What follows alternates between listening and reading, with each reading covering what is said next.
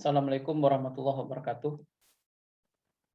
Pada perkuliahan Pedagogi Kejuruan, kegiatan belajar 1, yaitu dengan topik paradigma baru pembelajaran. Saya harap Anda sudah mencoba mencari bahan-bahan, buku-buku, baik itu dari artikel dan sebagainya, terkait dengan topik kita kali ini.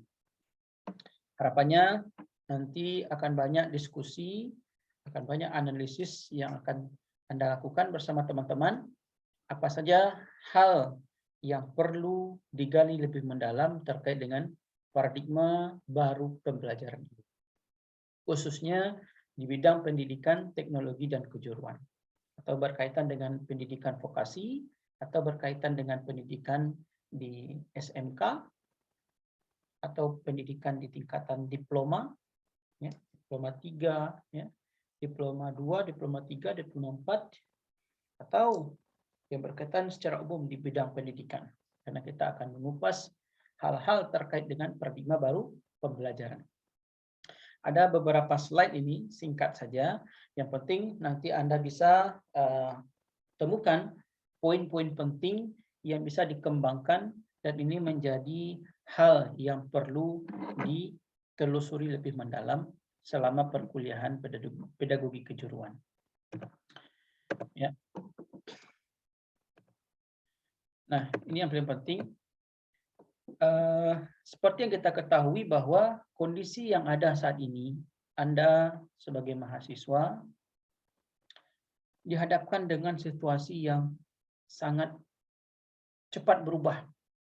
Apalagi semenjak 2020 hadirnya pandemi COVID-19, ini menjadi suatu tantangan tersendiri bagi kita semua.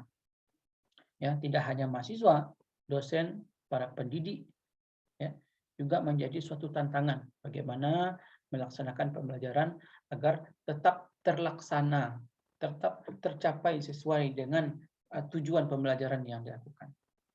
Nah, sebelum hadirnya COVID-19 itu, sebenarnya kita sudah dihadapkan dengan suatu hal yang besar, tapi tidak semua menyadari hal itu, yaitu adanya revolusi industri 4.0. Ya, seperti yang diketahui semenjak beberapa abad yang lalu, ya, bukan beberapa abad ya, tapi 1 abad yang lalu, ya, sekitar 1 abad yang lalu, itu begitu besar terjadinya perubahan pada perkembangan teknologi yang ada di dunia ini. Mulai dari revolusi industri 1, 2, 3, ya, dan sekarang memasuki revolusi 4.0. Di mana ciri-ciri dari revolusi industri 4.0 itu adalah adanya Internet of Things, ya, big data, robotic automation, smart factory, dan cloud computing. Ini beberapa ciri, ya. Ini banyak lagi sebenarnya. Nah, seperti yang kita ketahui dan kita sadari, dan bahkan kita sudah melakukan, tapi kita tidak menyadari. Internet of Things.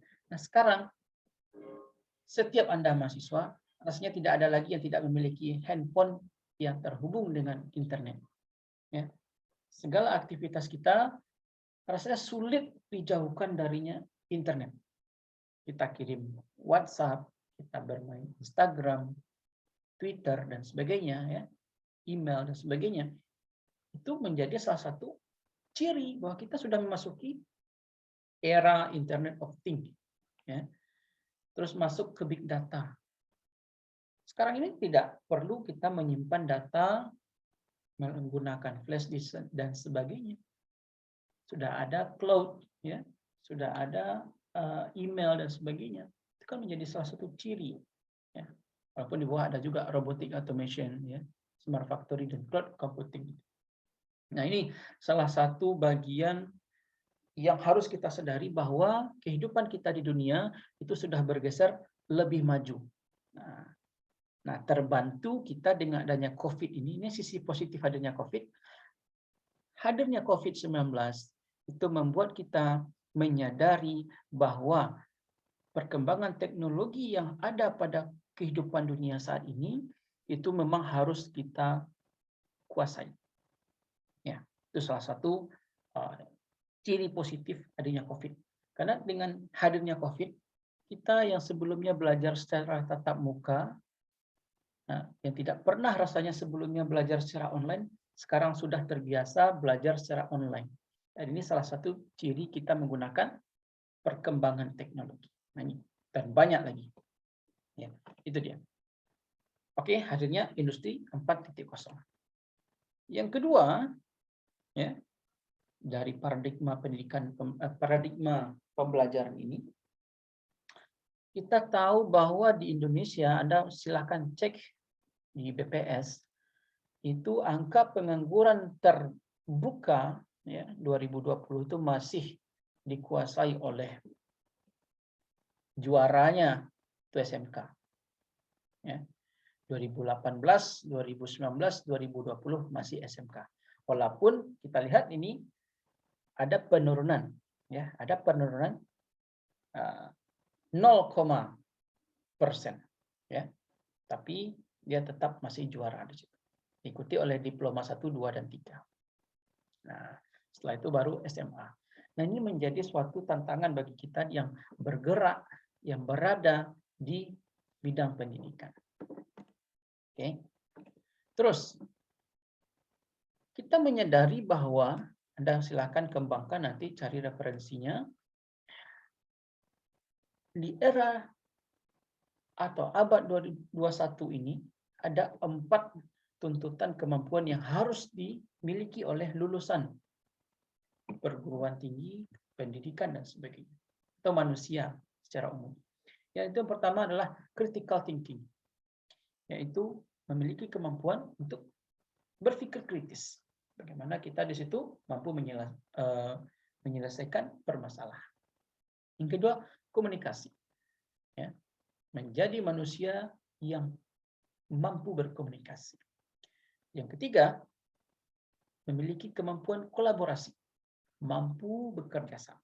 Dan yang keempat adalah kreatif, mampu kita berpikir, bertindak secara kreatif.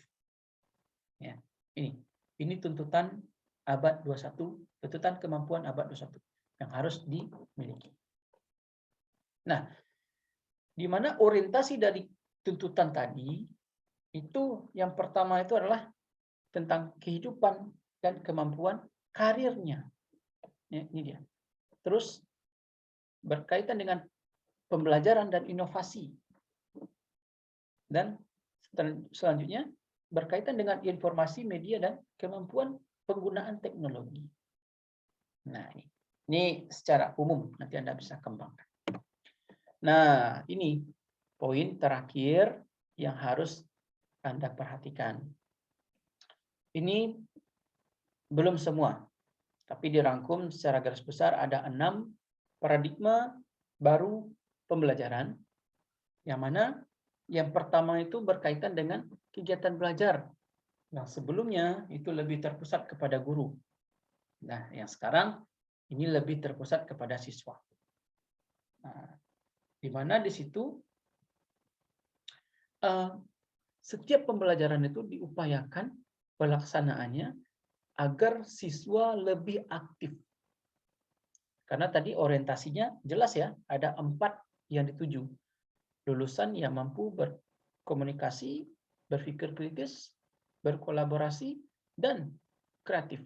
Jadi guru ya itu berupaya memancing, ya, berupaya